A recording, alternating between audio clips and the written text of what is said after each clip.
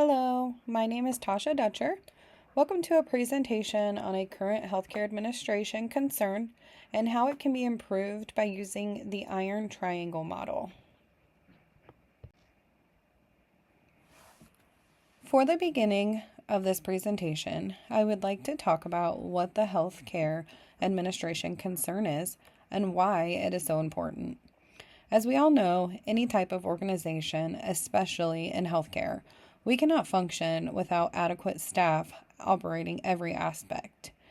That would include direct patient care, as in nursing, doctors, providers, maybe CNAs, STNAs, but it also would include those that you may not see daily. It would include those, billing representatives. It would include the maintenance representatives. We can't operate without any aspect of an organization. That's why staffing shortages are a current concern. Not having enough staff creates an abundance of safety concerns, both for patients and staff. This can include, again, the direct patient care. If you don't have enough nurses per floor, you may have someone that's left too long without their medication, without a shower, without, someone checking in on them because there is so many patients that need seen. This is causing, this is what is reporting, for burnout on current employees, and it's causing a lack of quality of care, which we normally think of as patients being satisfied, but that also would include the patient safety, which in healthcare, we all know that is top tier, should be most important. But it is reported that the shortage is only going to be worsening in the United States. It's projected by the year of 2025 that we will be short over 29,000 providers where they're needed. So there are many reasons why the shortages are believed to happen, but the major one that I found in research includes the fact that people are living longer. The life expectancy has increased.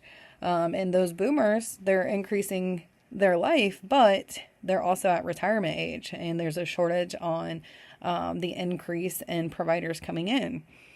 So it shows that shortages, they're not going to go away on their own. So this is why we need to use tactics like the iron triangle module to try and improve as much as we possibly can.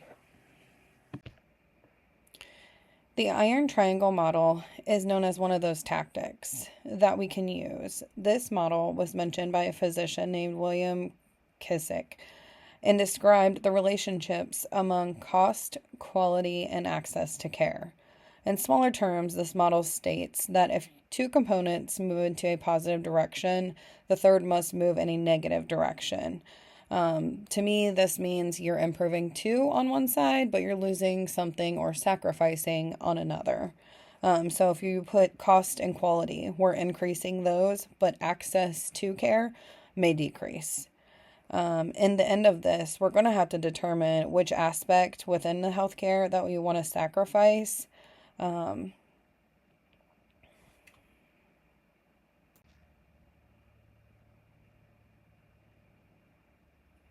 Next, let's talk about how we can improve. So we want to use the iron triangle model, and we can follow what I've listed on the slide, but I'll also discuss what will potentially decrease by using each. If we stay focused on costs, we would that means we would want to be, using less costs, keeping within a budget, not expanding outside of that. We would lose quality because we could, hire less experienced employees that don't receive the additional training that they should. We could also use temporary staffing agencies that don't necessarily verify that their patient or their employees have the proper training or qualifications for the job that they're sending them for. But this would definitely decrease our quality. If we focus on quality, which I think is important, we could invest in staff training and development. We could also use the newer technology that is out there that would decrease the workload on the employees. And we could also work on reducing unnecessary workload on the current employees. But this is going to come at a cost side. We would have to increase budget and make sure that we're able to use funding to pay for that. Creating access-focused solutions, it would also increase the cost because you could, expand clinic hours, create further locations. But if we currently don't have the staffing for that and we're already losing employees for burnout, I don't think that, access is going to be the option that we should go with, especially since, again, it would cost more.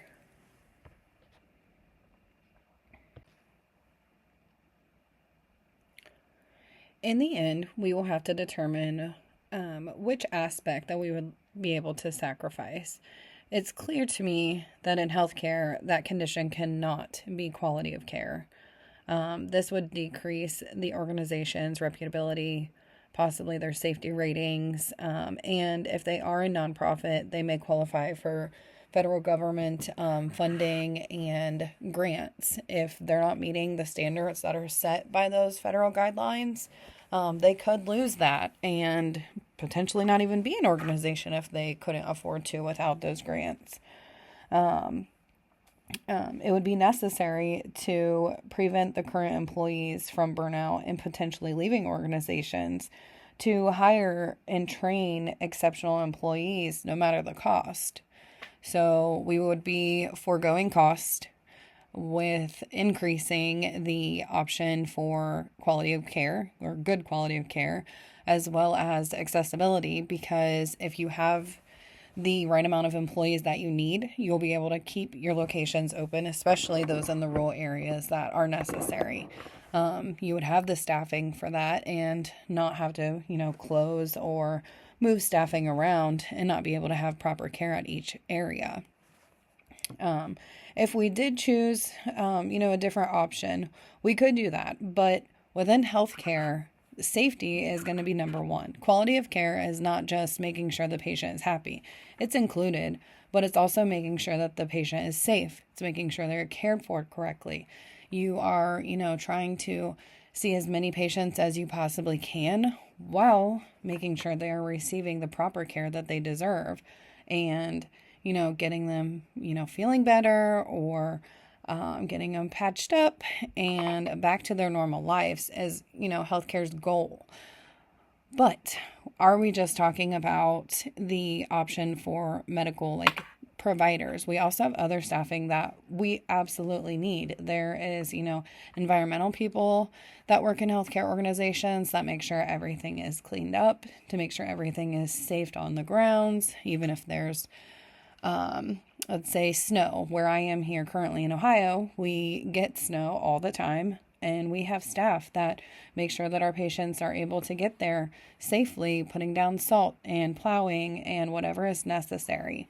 So we're not just talking about shortages within direct healthcare providers. We're talking about shortages within the entire organization because there is lack of all of that. So I think that this is the better option. And, cost, everyone always has a budget. They always want to worry and make sure that they are not going above that budget. But I don't think that safety can be, forego just because you want to make sure you're within a budget.